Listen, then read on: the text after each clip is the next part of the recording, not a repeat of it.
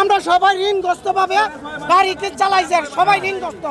Loan তুলি, আমরা loan তুললে পরে আমরা বছর শেষে ব্যাটারি তুলি, বউবুলাবেন পালি, ছেলে মেয়ে পালি, কিসের জন্য পালি?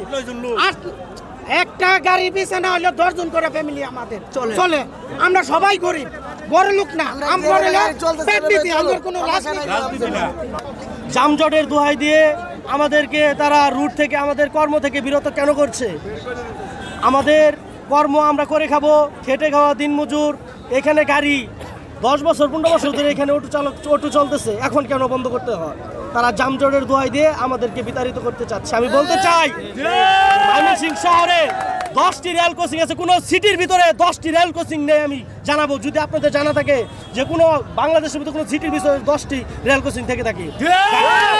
গাঙ্গিনাপাড় রেল কোচিং, নতুন বাজার রেল কোচিং, শানকিবাড় রেল কোচিং, পরে কালীবাড়ি রেল কোচিং, এরকম আক্কা রেল কোচিং, 10টা রেল কোচিং আছে। আধা ঘন্টা 40 মিনিট পর পর ট্রেন আসে। 10 মিনিট ট্রেন আসার 10 মিনিট আগে সকল রুট বন্ধ থাকে।